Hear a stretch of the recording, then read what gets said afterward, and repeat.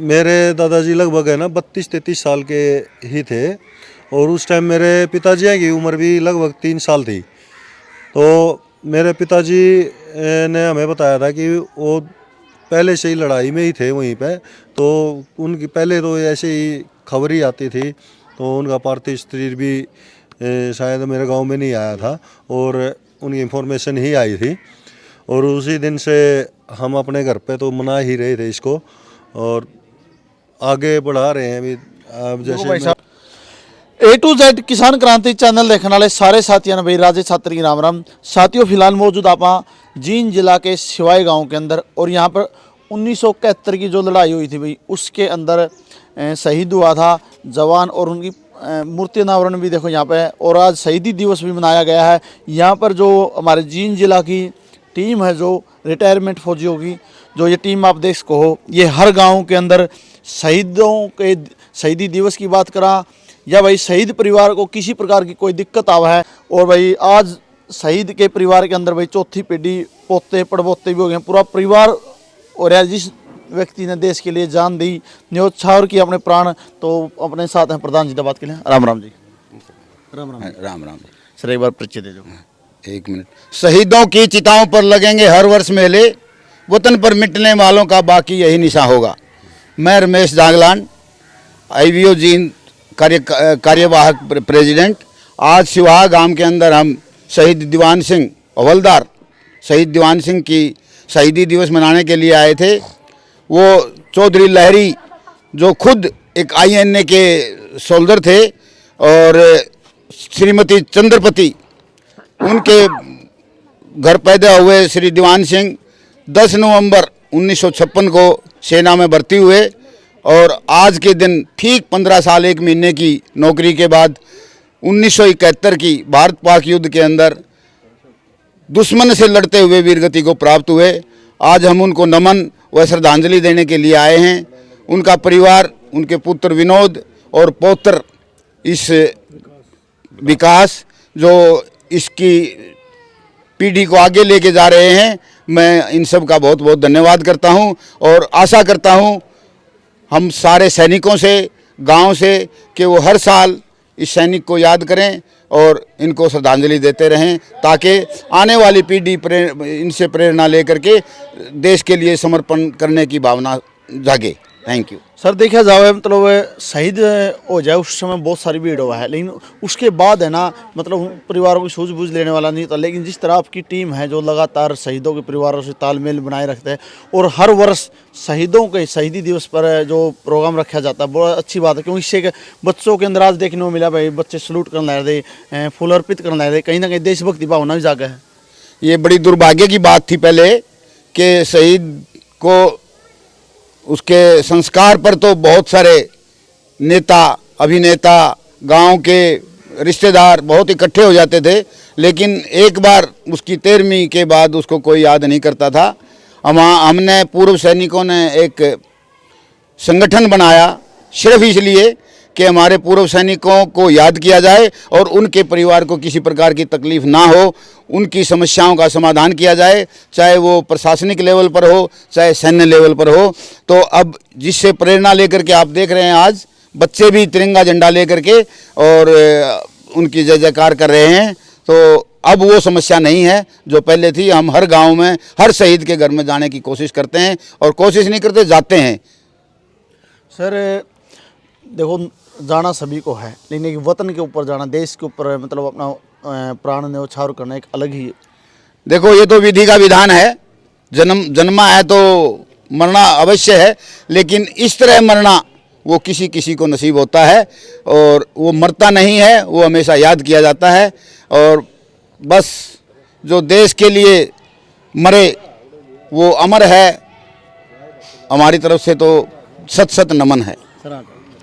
Sir देखिए जाए फौजी की जो लाइफ हुआ है मतलब जवानी हुआ है जो मतलब वतन के नाम हो जाए, बूढ़ा 35-40 के लगभग एज में रिटायरमेंट फौजी आवा है और वो भी एक सुरक्षित आना, बहुत सारे देश के ऊपर कुर्बान भी हो जावा है। फौजी की लाइफ कैसी होती है, कितना संघर्ष होता है? देखिए सबसे पहले तो मैं आपके चैनल का बहुत बहुत धन्यवाद करता हूं कि आपने आज हमारे जो शहीद हवलदार दीवान सिंह उसकी शहीदी दिवस को आप कवर करने के लिए यहाँ पर पहुँचे। धन्यवाद सर। रही बात आपने पूछा कि फौजी की लाइफ क्या होती है, फौजी की लाइफ का किसी को कोई भरोसा नहीं है। लेकिन मैं तो इतना कहूँगा कि आज देखिए, एक जो साहब ने कुछ समय पहले कही थी कि शहीदों की चिताओं पर लगेंगे हर वर्ष मेले, वतन पर मिटने वालों का बाकी निशान यही होगा। 2 लाइन है लेकिन इसमें बात बहुत है। आज देखिए पूरा गांव, पूरा जिला सैनिक बोर्ड जींद, पूरे जींद के जितने भी हमारे इंडियन वेटरन ऑर्गेनाइजेशन के सदस्य, पूरा गांव, शहीद परिवार आज श्रद्धांजलि देने के लिए आया हुआ है। और साथ में ब्लड डोनेशन कैंप, इस शहादत के साथ साथ में एक सामाजिक काम भी किया जा रहा है। अभी आप पूछ रहे थे कि भाई शहीद क्या होता है। एक्चुअल में जो शहीद किसी गांव या किसी परिवार का नहीं होता है, पूरे देश का ये पूरे देश का होता है। आज सिवाया गांव का नाम आप देखिए, जींद के शहीद स्मारक के ऊपर भी, इंडिया गेट दिल्ली के ऊपर भी, और एमडी यूनिवर्सिटी रोहतक के अंदर भी सिवाया गांव का नाम सुनहरी अक्षरों में लिखा हुआ है। काफ़ी गाँवों के अंदर आपकी प्रतिमा भी बनी हुई है, लेकिन बच्चों को ये पता नहीं कि ये है क्या।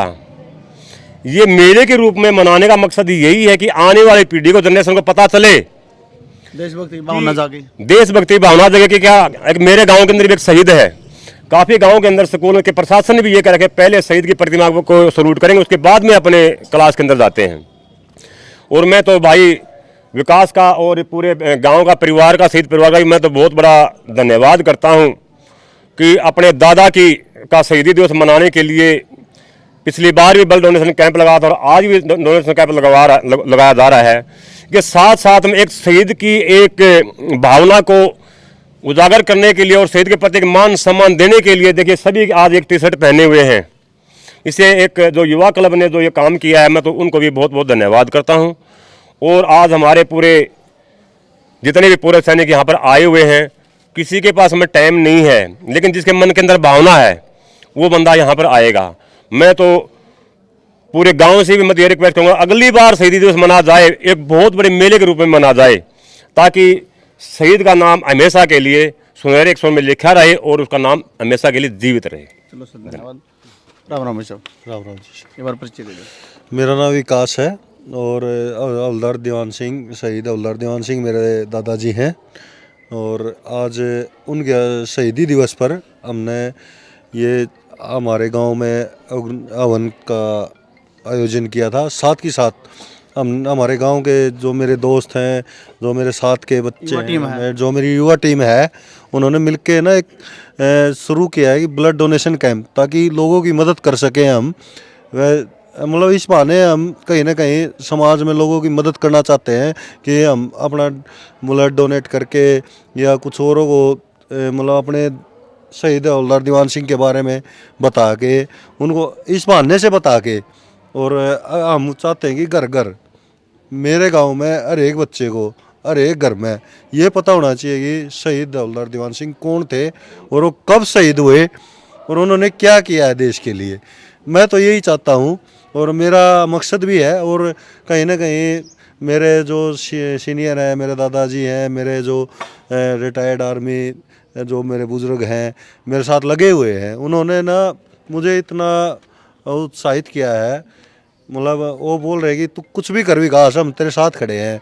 मेरे दादाजी हैं आर्य रघुवीर सिंह जी, उन्होंने मुझे बोला कि विकास हमें ना इस चीज़ को है ना हवन से स्टार्ट करेंगे। हमने कभी घर पे हवन से स्टार्ट किया था, लेकिन आज है ना मेरा पूरा गांव मेरे साथ खड़ा हो गया ना, उस हवन में भी आता है। और उन्होंने ना बढ़ाते बढ़ाते ब्लड डोनेशन कैंप आगे उन्होंने अभी से प्लानिंग शुरू कर दी है कि हमें ना अगली बार उनके नाम से गेम कराएंगे या कुछ और संस्था के नाम से कुछ और ऐड ऑन करेंगे हमारे गांव में, उनके नाम से कुछ बनवाना, बच्चों को शिक्षा के लिए प्रेरित करना या गरीब बच्चों के फीस का प्रबंध करना।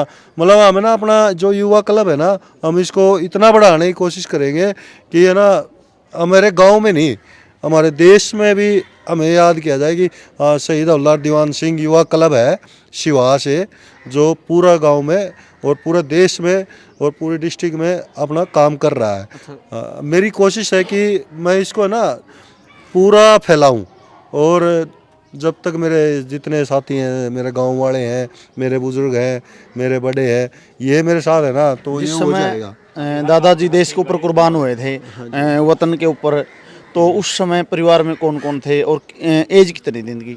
सर मेरे दादाजी लगभग है ना 32-33 साल के ही थे, और उस टाइम मेरे पिताजी की उम्र भी लगभग 3 साल थी। तो मेरे पिताजी ने हमें बताया था कि वो पहले से ही लड़ाई में ही थे वहीं पे, तो उनकी पहले तो ऐसे ही खबर ही आती थी, तो उनका पार्थिव शरीर भी शायद मेरे गांव में नहीं आया था, और उनकी इंफॉर्मेशन ही आई थी, और उसी दिन से हम अपने घर पे तो मना ही रहे थे इसको, और आगे बढ़ा रहे हैं अभी। अब जैसे भाई साहब, मेरे पिताजी ने कितनी हमें खुशी हुई इस चीज़ की, भाई मतलब शहीदी दिवस के ऊपर आपके दादाजी के उसको मतलब इस उपलक्ष्य में, मतलब जो फौजी रिटायरमेंट की टीम है यहाँ पर आई हुई है, तो एक शहीद के परिवार की तरह मान सम्मान रिटायरमेंट फौजियों के द्वारा दिया जाना है, एक मोमेंटो भी दिया सर गया है। बिल्कुल एक मैं मतलब है ना अपनी खुशी बता नहीं सकता कि इन लोगों ने आके मेरे ऊपर कितना बड़ा एहसान किया है। प्रोग्राम में चार चांद इस 4 चांद, ये अगर ये नहीं होते ना तो शायद कहीं ना कहीं कमी खलती। उन्होंने ना आके यहाँ पे इन शहीद को ही सम्मान नहीं दिया है, अब मेरे परिवार को भी और मेरे गांव को भी सम्मान दिया है, और हमारी खुशी जाहिर नहीं हो सकती। देखो भाई, जो जींद की टीम है लगातार शहीद परिवारों के लिए लगातार काम ले रही कर, तो वीडियो ने भी ज़्यादा से ज़्यादा शेयर किया, और भाई कमेंट में जय हिंद जरूर लिखियो। और भाई शहीदों, इन फौजियों के कारण ही भाई आप घर के अंदर सुरक्षित हैं, देश के अंदर सुरक्षित। हम जितने भी इंजॉयमेंट करने ले रहे हैं, जितनी खुशियाँ मनाने ले रहे हैं, इन फौजियों की देन है। जिस समय तक ये फौजी बॉर्डर के ऊपर खड़े हैं तब तक हम सुरक्षित हैं, ना तो दुश्मन कब क्या कर दे कुछ नहीं पता। तो भाई फौजियों की रिस्पेक्ट करा करो। कहीं पर आपने कोई फौजी मिल जाए, बस में, ट्रेन में, रास्ता में, तो फौजियों को सीट दिया करो, फौजियों की रिस्पेक्ट किया करो, सैल्यूट किया करो। और कहीं पर भी भाई एक और अपील है हमारा चैनल के माध्यम से, आपको किसी भी गाँव के अंदर आप गुजरन लाए रहे हो और आपने शहीदी स्मारक मिल जावे, तो 1 मिनट रुक कर ना शहीद को सैल्यूट करके निकले आ रहो। यह हमारे चैनल के माध्यम से अपील है, ताकि जिस शहीद ने इस देश के लिए अपने प्राण न्यौछावर कर दिए, उससे बड़ा हमारी नज़र में कोई नहीं हो सकता, ना उससे बड़ा कोई सम्मान है। जय हिंद।